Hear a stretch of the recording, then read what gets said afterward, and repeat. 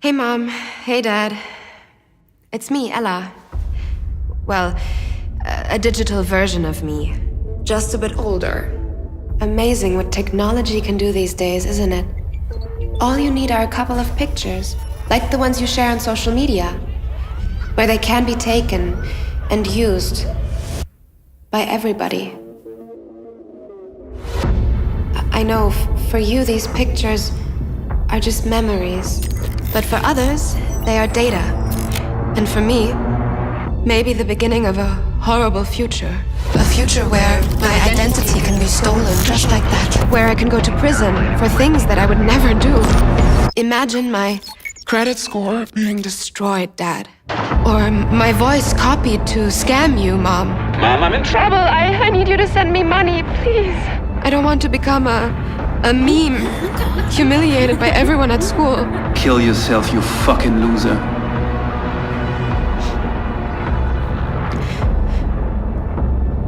And I certainly don't want this.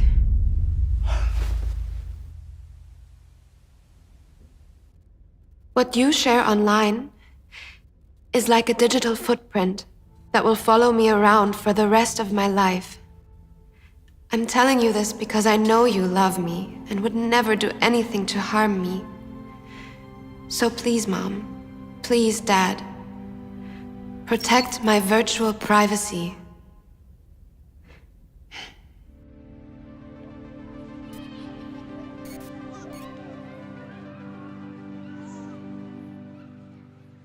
Barusan adalah cuplikan video betapa mengerikannya teknologi di masa depan.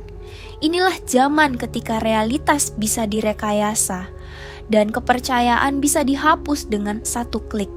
Ketika wajah bukan lagi bukti, ketika suara bisa diciptakan dan identitas bisa dibentuk dari data yang kau bagikan. Deepfake bukan hanya alat tipu daya, ia juga cermin yang memaksa kita bertanya, siapa yang memegang kendali? Kita atau algoritma yang perlahan mencuri wajah kita sendiri? Bayangkan suatu pagi kamu terbangun, ponselmu berdering, notifikasi membanjiri layar, semua orang mengirim video yang viral, video yang menunjukkan wajahmu sedang berkata hal memalukan yang tak pernah kamu ucapkan. Jika apa yang kita lihat bisa dimanipulasi, apa yang masih bisa kita percaya? Selamat datang di era deepfake, era di mana kebenaran menjadi ilusi dan realita bisa dimanipulasi.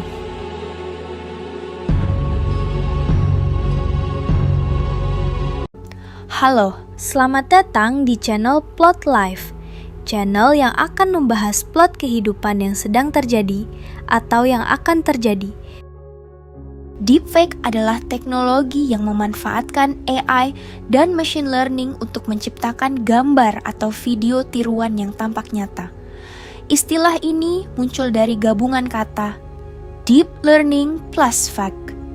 Dengan ribuan data wajah, algoritma bisa mengkloning ekspresi, suara, bahkan gerak bibir seseorang, hingga batas di mana manusia biasa tak lagi mampu membedakan. Menurut laporan MIT Technology Review, kualitas deepfake meningkat 10 kali lipat hanya dalam 5 tahun terakhir.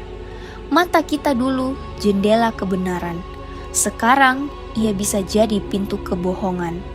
Deepfake pertama kali populer sekitar tahun 2017 saat seorang pengguna Reddit merilis klip palsu selebriti. Sejak saat itu, teknologi ini menyebar cepat dari lelucon konyol menjadi senjata politik dan kriminal. Di The Shallows, Nicholas Carr menyebut, teknologi tak hanya mengubah apa yang kita lakukan, tapi juga bagaimana kita memaknai realitas. Dan inilah realitas baru, gambar yang bisa dipalsukan, suara yang bisa direkayasa, reputasi yang bisa dihancurkan dalam hitungan detik. Deepfake dibuat melalui proses yang disebut Generative Adversarial Networks, GANs. Singkatnya, generator menciptakan gambar tiruan. Diskriminator mencoba membedakan mana yang asli. Keduanya berkompetisi sampai gambar tiruan menjadi tak terdeteksi. Hasil akhirnya, video wajahmu bisa mengucapkan pidato yang tak pernah kamu buat. Wajah politisi bisa ditukar untuk menyebar kebohongan. Wajah orang biasa, mungkin kita, bisa jadi bahan fitnah.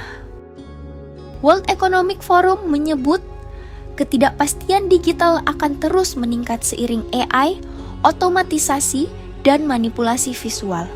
Bayangkan video palsu dirimu digunakan untuk memeras, atau video tokoh publik yang memicu kerusuhan.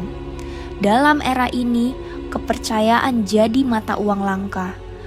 Ada kisah dari seorang Noel Martin, seorang mahasiswa hukum Australia.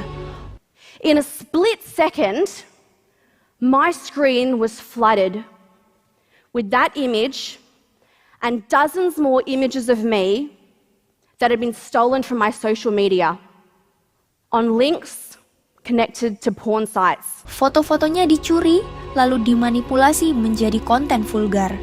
Dia tak pernah berpose seperti itu, tapi dunia mempercayainya. Aku merasa kehilangan kendali atas identitasku sendiri, katanya.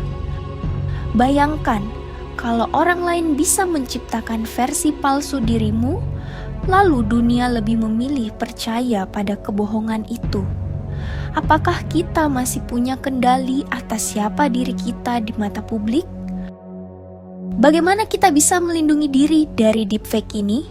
Berikut tips sederhananya. 1. Perhatikan gerakan bibir yang tak sinkron dan tidak natural. 2. Waspadai kedipan mata yang aneh. 3. Cari sumber asli video. 4. Pelajari gerakan atau gestur manusia, apakah gerakannya wajar atau kaku. Adapun software pendeteksi deepfake seperti Deepware Scanner, Sensity AI. Namun ingat, semakin canggih teknologi, semakin tipis garis pemisah antara nyata dan palsu.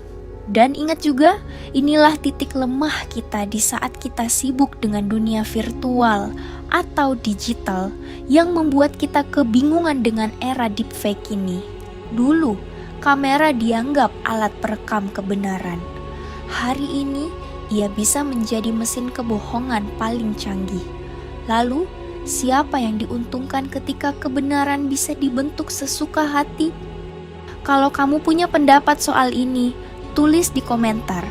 Jangan lupa like, share, dan subscribe biar kita bisa bahas topik serupa bareng-bareng.